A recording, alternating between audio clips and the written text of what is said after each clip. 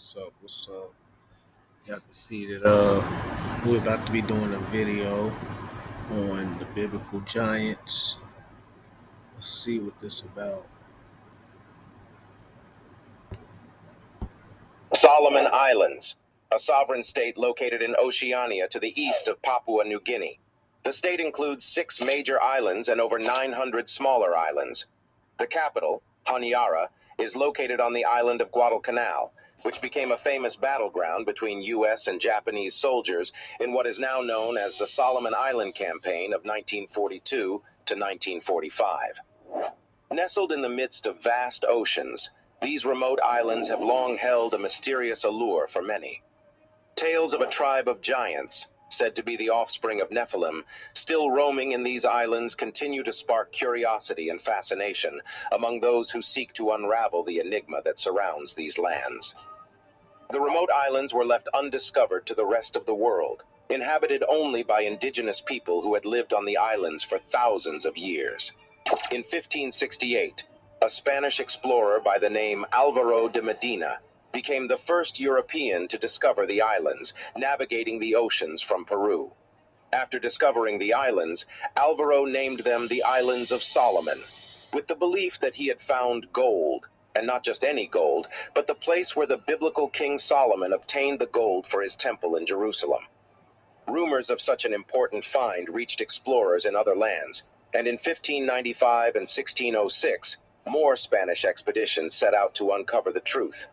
The discoveries of gold reported by Medina were never verified back then, but in more recent times, companies have managed to mine a large amount of gold from the islands.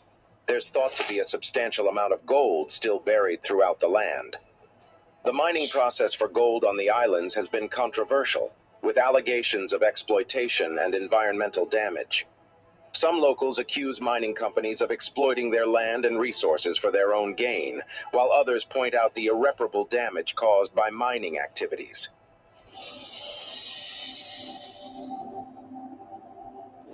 However, the allure of the islands is not just about its golds. The native people who have inhabited the Solomon Islands for thousands of years have passed down traditions and oral stories of giants living in the land, much like many other cultures from around the world. And these people living on the islands still believe that these giants exist today. The stories of the giants have many variations and interpretations, with some believing them to be benevolent creatures, and others considering them dangerous and malicious. Some legends even describe giant creatures that hunt people, lurking in the shadows and waiting to attack them. Marius Boyrayon is a researcher and the research director of the Solomon Anthropological Expedition Trust Board, Incorporated. He is one of the people involved in the investigation process regarding the true giants on the islands.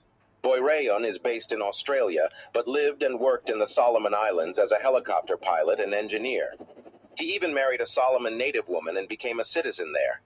During his stay, he became familiar with the island's culture and traditions, including the stories about the giants. In 2010, Boyrayon published the book Solomon Island Mysteries, which contained stories from the local people, including his wife. In his research, he discovered that giants were living on the islands, and some were over 10 feet tall. He referred to these giants as Guadalcanal giants. They have long black, brown, or red hair, double eyebrows, red eyeballs, flat noses, and wide mouths.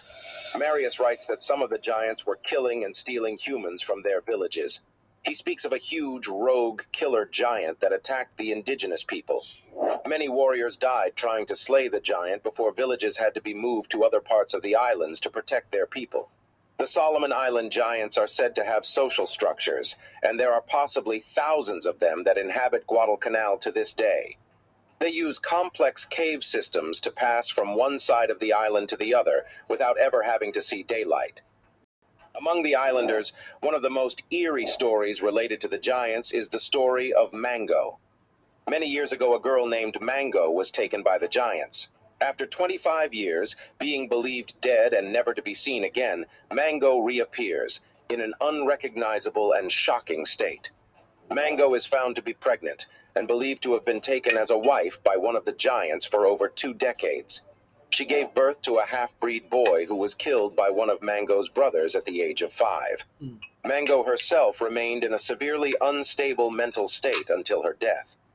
According to the story, some of the men on the island are aware of the location where her son is buried. But the stories about these giants were not limited to locals. There are also reports that Japanese forces encountered these giants during the Solomon Islands campaign between 1942 and 1945. Japanese and U.S. forces engaged in heavy fighting on the islands, and Japanese soldiers reported seeing creatures around 10 to 15 feet tall, which would sometimes come charging at units of soldiers. The bullets had little effect on them, and soldiers had a hard time sleeping as they could hear their fellow comrades wailing through the night as the giants launched more attacks. The cannibalistic nature of the giants struck fear in the hearts of the Japanese infantry. Although there are skeptics who dismiss these accounts as myth and folklore, the sheer number of testimonies and eyewitness accounts from various sources gives reason to believe that there may be some truth to the legends of the giants of the Solomon Islands. However, concrete information about these mysterious creatures remains scarce, and the legends surrounding them are shrouded in mystery and uncertainty.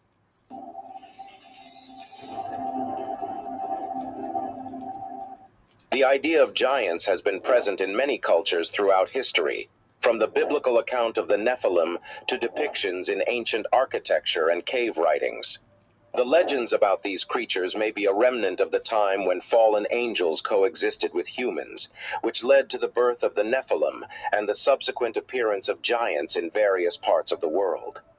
The sheer amount of legends and stories about such beings across cultures suggests that there may be some truth to the idea of fallen angels and their influence on the world. The legend of Solomon Islands giants is only one piece of this larger puzzle. The relationship between giants and pyramids in different cultures is also an interesting topic. Many ancient societies around the world, such as those in Egypt, Iran, Iraq, China, Mexico, and Cambodia, built pyramids, suggesting that something was happening on Earth in those days. Even more intriguing, these cultures all have stories and depictions of giants. It is possible that these societies had contact with each other and that the giants played an important role in the construction of these pyramids. Let us take, for example, the pyramids in Mexico. Missionaries in New Spain and New Hispanic historians chronicle stories saying that in ancient times there were giants in the land now known as Mexico. They called them Kinametsin, a term used in Mesoamerican mythology for people of great height. The friars were looking for explanations for the large buildings dedicated to the indigenous gods. According to the Journal of Mexican Archaeology, the evangelists attributed the construction of the largest pyramids, such as that of Cholula, to the giants.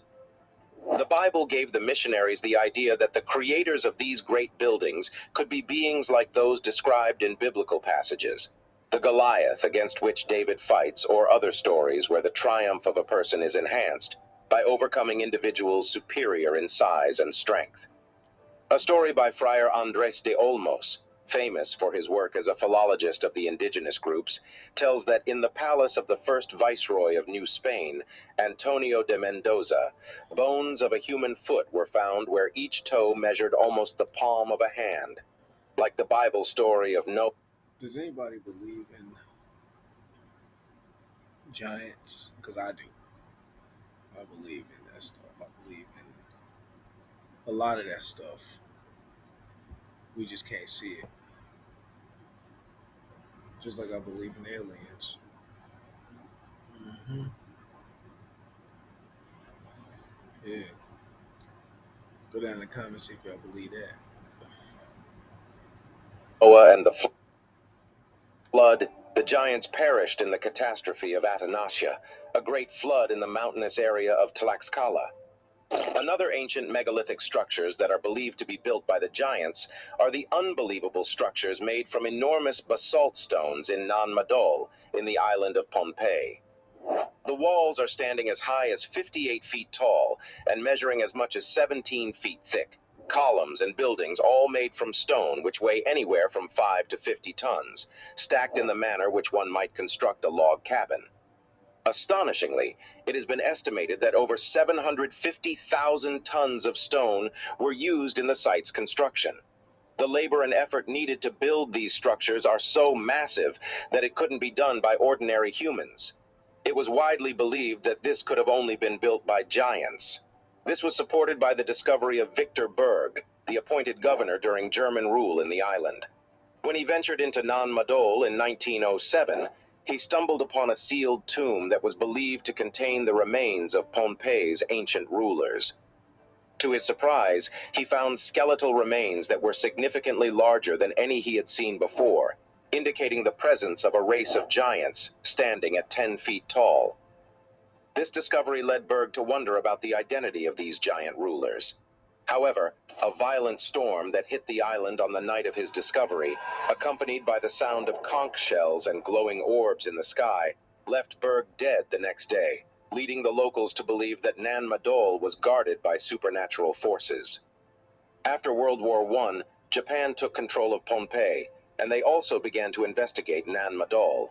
According to remaining sources, Japanese scientists discovered that the ruins of Nan Madol, built on top of coral reefs, were just a small part of the puzzle, and that Nan Madol extended deeper into the ocean, forming an entire sunken city. It was here that the Japanese purportedly discovered massive platinum coffins on the ocean floor, which contained the remains of giant humans standing 10 feet tall when broken open. Due to the loss of many Japanese records from the area during World War II, the details of Japan's rule over Pohnpei are fragmented.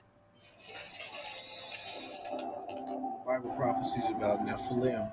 The concept of the return of the Nephilim and their offspring during the last days is an intriguing theme that appears in several Bible prophecies. One of these prophecies is found in Revelation chapter 9, which describes an army of 200 million strange creatures that will bring a plague to the earth, resulting in the death of a third of humanity. The nature and qualities of these beings are unknown, but some theories suggest that they may be some type of descendants of the Nephilim, resurrected to fight in the war of the last days. Another Bible prophecy that supports this theory is found in Luke chapter 21, verse 26, which speaks of people fainting with fear and anxiety due to what will happen on earth in the last days. The powers of heaven will be shaken, and men will faint in fear at the sight of what will come upon the earth. Something so terrifying could be the Nephilim and their offspring being resurrected, brought back to life by some type of wicked supernatural event that would occur to usher in the last days of the earth. While these prophecies are open to various interpretations, they are worth considering in the context of the legends and stories associated with giants throughout the world, including those in the Solomon Islands. It is possible that giants still exist today, concealed in the caves of the earth. Only time will tell whether the return of the Nephilim and their offspring is inevitable or simply the stuff of legend and myth. Do you believe that there are giants living in our midst? Let us know your thoughts, and don't forget to hit that subscribe button. Until the next one.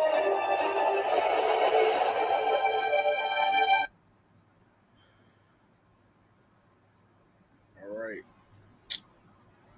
That is it for the video.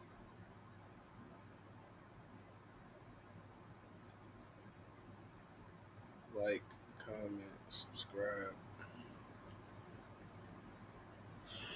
Peace.